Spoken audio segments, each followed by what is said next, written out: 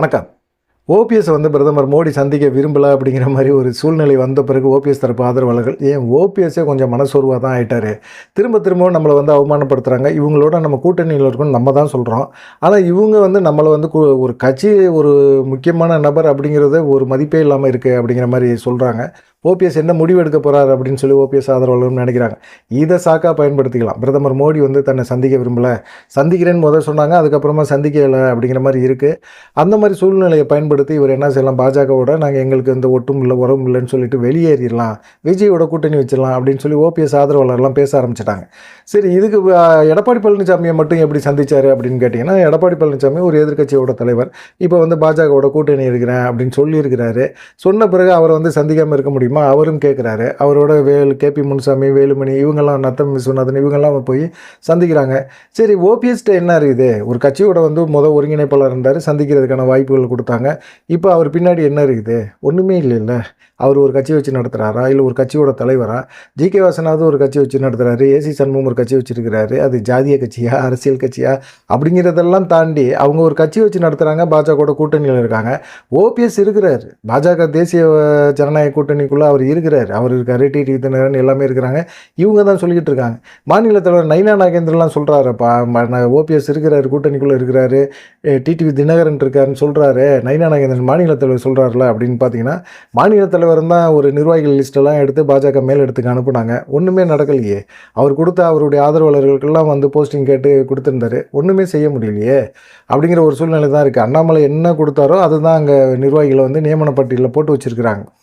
தேர்தல் சமயத்தில் வந்து எந்த விதமான மாற்றமும் இல்லாமல் அண்ணாமலை கொடுத்த அதே பட்டியல் அப்படியே வரப்போகுது அப்படிங்கிற மாதிரி சொல்லிட்டு இருக்காங்க. நயினா நாகேந்திரனுக்கே பாஜக மேல் இடத்துல ஒரு மதிப்பு இல்லை அப்படிங்கிற ஒரு சூழ்நிலையில் ஓபிஎஸ்ஸை எப்படி மதிப்பாங்க? ஓபிஎஸ் நயினா நாகேந்திரன் சொல்கிற மாதிரி ஓபிஎஸ் டிடிவி தினகரன் தேசிய ஜனநாயக கூட்டணியில் இருக்காங்க அப்படின்னு சொன்னால் கடைசியில் வந்து இல்லைன்னு சொல்கிறதுக்கு கூட வாய்ப்பு இருக்குது. நயினா நாகேந்திரன் அது வந்து நான் ஒரு ஃப்ளோவில் பேசிட்டேங்க, எடப்பாடி பழனிசாமி மேலே சொல்கிற மாதிரி ஒரு வாய்ப்பு இருக்குது.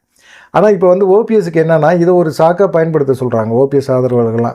நீங்கள் இதை வந்து பயன்படுத்தியங்க, பிரதமர் வந்து சந்திக்க மாட்டேங்க, தொடர்ந்து என்னை அவமானப்படுத்துறீங்க. அமித்ஷா வரும்போது, தமிழ்நாட்டுக்கு வரும்போது சந்திக்கிறது இல்லை. அமித்ஷா தான் வந்து தமிழகத்தில் வந்து தேர்தல் பொறுப்பாளர் அமித்ஷா தான்.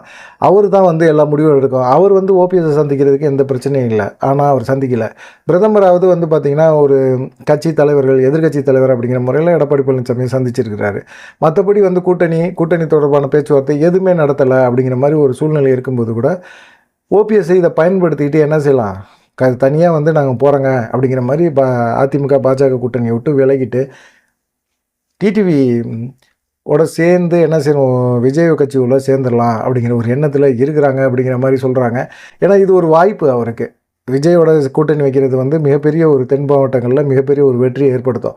ஏன்னா ஆகஸ்ட் 25 பார்த்தீங்கன்னா விஜய் வந்து ஒரு மாநாடு நடத்துகிறார், மதுரையில் மாநாடு நடத்துகிறார். அதுக்கப்புறமா இவர் செப்டம்பர் 4 நடத்துகிறாரு. செப்டம்பர் 4 வந்து இந்த மாநாடு நடத்தும்போது ஒரு அறிவிப்பை வெளியிட்டு கண்டிப்பாக நாங்கள் வந்து விஜயோட கூட்டணி வைக்கிறோம் அப்படிங்கிற மாதிரி ஓபிஎஸ் அறிவித்தார் அப்படின்னா கண்டிப்பாக அதுக்கு வந்து ஒரு எதிர்காலம் இருக்குது, அரசியல் எதிர்காலம் இருக்குது. இனிமேல் வந்து அதிமுகவில் வந்து ஓபிஎஸ்ஸை சேர்த்துக்கங்க அப்படின்னு பிரதமர்கிட்ட போய் கெஞ்சுறதை வந்து பிரதமரே விரும்பலை. ஒரு துணிச்சலாக ஒரு முடிவுகளை எடுக்கக்கூடிய ஒரு நபரை தான் வந்து அவங்களே விரும்புகிறாங்க பாஜக மேலிடமே.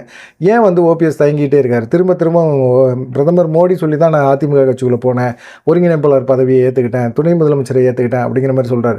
திரும்பவும் என்னை அதிமுகவில் சேர்த்து விடுங்க அப்படிங்கிற இந்த கெஞ்சல் இருக்குல்ல, இதை விட்டுட்டு துணிச்சலாக ஒரு முடிவு எடுக்கணும் ஓபிஎஸ் அப்படிங்கிற மாதிரி ஓபிஎஸ் ஆதரவாளர்கள்லாம் பேச ஆரம்பிச்சிட்டாங்க. இப்போ அதிமுகவுக்குள்ளே எந்த நிபந்தனை இல்லாமல் ஓபிஎஸ் சேர்றாரு அப்படின்னா அவர் வந்து எந்த நிபந்தனை இல்லாமல் சேரும்போது அவர் என்ன செய்வாங்க, சேர்த்துக்குவாங்க. சேர்த்துக்கிறாரு அப்படின்னா கட்சியில் எந்த பதவியும் இல்லாமல் இருக்க முடியுமா? சரி, ஓபிஎஸ்க்கு எந்த பதவியும் வேணாம்ப்பா அப்படின்னு விட்டாலும் ஓபிஎஸ்ஸை நம்பி இருக்கிறாங்கல்ல, அவங்கெல்லாம் வந்து கண்டிப்பாக அவங்க கட்சிக்குள்ளே ஒரு மரியாதை பதவி அதெல்லாம் வேணும்னு எதிர்பார்ப்பாங்கல்ல. அப்போ ஓபிஎஸ்ஸை நம்பி போகிறவங்களுக்கு அங்கே ஓபிஎஸ்க்கு தான் மரியாதை கிடைக்கலன்னா ஓபிஎஸ்ஸை நம்பி இருக்கிறவங்களுக்கு ஒரு மரியாதை வேணும்ல. இப்போ வந்து ஒருத்த நாட்டில் வந்து வைத்திலிங்கம் போட்டி போட விரும்புவார். வைத்திலிங்கம் போட்டி போட விரும்புகிறாரு அப்படின்னா இப்போ அதே அம்மா மக்கள் முன்னேற்ற கழகத்திலேருந்து ஒருத்தர் வந்து மாவட்ட செயலாளராக இப்போ ஆயிருக்கிறாரு அதிமுகவில். அவர் வந்து என்ன செஞ்சுருக்கிறாரு, இப்போ எடப்பாடி பழனிசாமி அங்கே அந்த சைடு வந்து சுற்றுப்பயணம் வந்தபோது கிட்டத்தட்ட ஒரு 2 கோடி ரூபா செலவு பண்ணியிருக்காரு அப்படிங்கிற ஒரு தகவல் இருக்குது. அவரும் வந்து அந்த பகுதியில் வந்து அதிமுக சார்பாக ரெட்டைலேஷன் தொடர்பாக நான் வந்து போட்டி போட போகிறேன் அப்படிங்கிற மாதிரி சொல்லுவார். அப்படி சொன்னார் அப்படின்னா வைத்திலிங்கம் வந்து ஓபிஎஸ் மூலமாக அதிமுகவில் போய் சீட்டு கேட்டால் கூட எடப்பாடி பழனிசாமி தருவாரா? வைத்திலிங்கத்து மேலே ஒரு கோவத்தில் இருப்பார். அவர் என்ன செய்வார், வைத்திலிங்கத்தை எங்கேயாவது போட்டு விடணும் அப்படிங்கிற மாதிரி டம்மி ஆக்கி விட்டுருவார். இப்போ ஓபிஎஸ்ஸை நம்பி போய் ஓபிஎஸ்க்கு எந்த பதவி வேணான்னு சொன்னாலும் ஓபிஎஸ்ஸை நம்பி இருக்கிறவங்களுக்கு பதவி வேணும்ல அப்படிங்கிற கொஸ்டினை தான் வைக்கிறாங்க. அது இல்லாமல் இவர் அதிமுகவில் சும்மாவே இருக்க முடியாது. ஒரு சாதாரண தொண்டனா நான் இருக்கிறேன் அப்படின்னு சொன்னால் அது ஏற்றுக்க முடியாது. திரும்ப ஒரு கோஷ்டி பூசல் அங்கே உருவாக்குற மாதிரி ஒரு சூழ்நிலை உருவாகும். அதனால் ஏற்கனவே அதிமுகவில் ஒருங்கிணைப்பாளர் இருந்தவர், அம்மா பேரிலேருந்து முதலமைச்சராக இருந்தவர், அவருக்கு அதிமுகவில் எந்த பதவியுமே கொடுக்காமல் இருக்க முடியாது. ஒருவேளை பாஜக நீங்கள் ஒரு முக்கியமான ஒரு பதவியை அவர் கொடுங்க, ஏற்கனவே ஒருங்கிணைப்பாளர் இருந்தவரில் அவருக்கு ஏன் அதிமுகவில் பொருளாளர் பதவியை கொடுங்க அப்படின்னு சொன்னால் எடப்பாடி பழனிசாமி உடனே பொருளாளர் பதவி கொடுத்துருவாரா? இல்லை ஓபிஎஸ் அவர் பொதுச்செயலாளர் ஏற்றுக்குவாரா? சரி, எல்லாமே இருக்குது. இந்த மாதிரி சூழ்நிலையில் இப்போ ஓபிஎஸ்ஸை கட்சிக்குள்ளே சேர்க்கணும் அப்படின்னம்னா எடப்பாடி பழனிசாமி என்ன சொல்லுவார்? நீங்கள் இந்த தேர்தல் ஆணையத்தில் கொடுத்துருக்க புகார்கள், அது இல்லாமல் நீதிமன்றத்தில் போட்டுற வழக்கு எல்லாத்தையுமே வாபஸ் வாங்கிடுங்க அப்படின்னு தான் சொல்லுவாங்க. கட்சிக்குள்ளே சேர்க்கணும்னா அந்த இதெல்லாம் வாபஸ் வாங்க சொல்லுவாங்க. ஒருவேளை வாபஸ் வாங்கிட்டாரு அப்படின்னா அவர் அதிமுகவுக்கு உரிமை கோரவே முடியாது. ஆனால் இப்போ விஜயோட சேர்ந்தார், விஜயோட இருக்கிறாரு அப்படின்னா கண்டிப்பாக அவர் அதிமுகவுக்கு உரிமை கோருறதில்ல, எந்த விதமான ஒரு சட்ட சிக்கல் இருக்கிற மாதிரி இல்லை அப்படின்னு சொல்லி ஓபிஎஸ் ஆதரவாளர்கள்லாம் சொல்கிறாங்க. அப்படி ஒரு சூழ்நிலை இருக்கும்போது இவர் விஜயோட சேர்றது இந்த சட்டமன்ற தேர்தலில் அவருக்கான ஒரு முக்கியத்துவத்தை கொடுக்கும் அப்படிங்கிற மாதிரி சொல்கிறாங்க. இந்த மாதிரி சமயத்தில் ஓபிஎஸ் என்ன முடிவு எடுக்க போகிறாரு? திரும்பவும் பாஜகட்ட போய் கெஞ்சிக்கிட்டே இருக்க போகிறாரா? ஏன் இப்படி கெஞ்சிக்கிட்டு இருக்கிறாரு அப்படிங்கிற மாதிரி தான் சொல்லிகிட்டு இருக்காங்க. ஆனால் பார்த்தீங்கன்னா இப்போ என்ன சொல்கிறாரு எடப்பாடி பழனிசாமி? ஓபிஎஸ்ஸையும் சேர்க்க மாட்டேன், டிடிவி தினகரன் தேசிய ஜனநாயக கூட்டணிக்குள்ளே இருக்காரா அப்படிங்கிறதே அவருக்கும் தெரியல அப்படிங்கிற மாதிரி சொல்கிறாரு. நாங்கள் தாங்க முடிவு பண்ணணும் யார் எங்கள் கூட்டணிக்குள்ளே வரணும்னு சொல்லி அப்படிங்கிற மாதிரி எடப்பாடி பழனிசாமி பேசுகிறாரு. ஆனால் நாங்கள் நாடாளுமன்றத்திலேருந்தே தேர்தலிருந்தே நாங்கள் கூட்டணிக்குள்ளே இருக்கிறோம், தேசிய ஜனநாயக கூட்டணியில். எடப்பாடி பழனிசாமி இப்போ தான் சட்டமன்ற தேர்தலுக்காக தான் இப்போ கூட்டணி வச்சுருக்கிறாரு. நாங்கள் சீனியர்ப்பா கூட்டணியில் அப்படிங்கிற மாதிரி டிடிவி தினகரன் சொன்னாலும் நான் முடிவெடுக்கிறது தான் கூட்டணிக்குள்ளே யார் இருக்கணுங்கிறத அப்படிங்கிற மாதிரி எடப்பாடி பழனிசாமி திரும்பவும் அழுத்தம் திருத்தமாக சொல்கிறார். ஒருவேளை ஓபிஎஸ்ஸுக்கும் டிடிவி தினகரனுக்குமான ஒரு நெருக்கடி அரசியல் சூழ்நிலையில் இருக்குது அப்படிங்கிற மாதிரி இருக்கும்போது தான் எடப்பாடி பழனிசாமி என்ன சொல்கிறாரு? டிடிவி தினகரன் காலம் பதில் சொல்லும் அப்படிங்கிற மாதிரி ஒரு இதை சொல்லியிருந்தார். காலம் என்ன பதில் சொல்கிறது? நானே பதில் சொல்வேன். ஒரு காலகட்டத்தில் என்ன நடக்க போகுது அப்படிங்கிறத நானே சொல்லுவேன். கூட்டணியில் இருக்கலாமா வேணாமா அப்படிங்கிற முடிவை எடப்பாடி பழனிசாமி எடுக்கக்கூடாது. இந்த தேசிய ஜனநாயக கூட்டணி கட்சிகள் எல்லாமே சேர்ந்து எடப்பாடி பழனிசாமி இருக்கணுமா இல்லையா அப்படிங்கிற முடிவை நாங்கள் எடுப்போம் அப்படிங்கிற மாதிரி டிடிவி தினகரன் கொஞ்சம் திமிராக தான் அவரும் பேசிகிட்டு இருக்கிறாரு.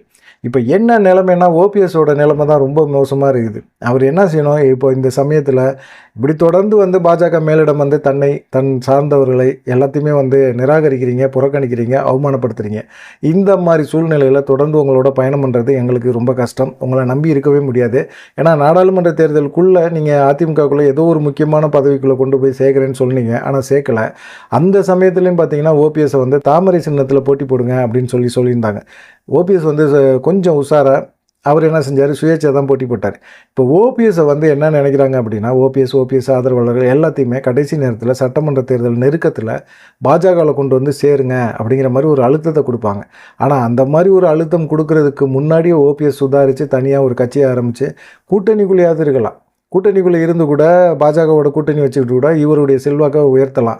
இல்லை விஜயோட கூட்டணி வச்சிடலாம். டபான்னு விஜயோட கூட்டணி வச்சா இவருக்கு அரசியலில் கொஞ்சம் எதிர்காலம் இருக்குது அப்படிங்கிற மாதிரி ஒரு நம்பிக்கையோடு அவர் பின்னாடி போகிறதுக்கு ஆட்கள் இருக்காங்க. அதுக்கான வாய்ப்புகளும் இருக்குது. அதே போல் விஜய்க்கு ஒரு அரசியல் அனுபவம் உள்ள ஒரு மூத்த தலைவர் தேவைப்படுறாரு. இப்போ ஓபிஎஸ் இருக்கிறாரு, பண்ருட்டி ராமச்சந்திரன், இந்த சைடு வைத்திலிங்கம், இந்த மாதிரி நபர்கள் விஜயோட இணையும் போது பார்த்திங்கன்னா மிகப்பெரிய ஒரு வெற்றியை கொடுக்க முடியும் அப்படின்னு சொல்லிட்டு ஓபிஎஸ் ஆதரவாளர்களும் சரி, தாவேகா சார்பிலும் சரி நினைக்கிறாங்க.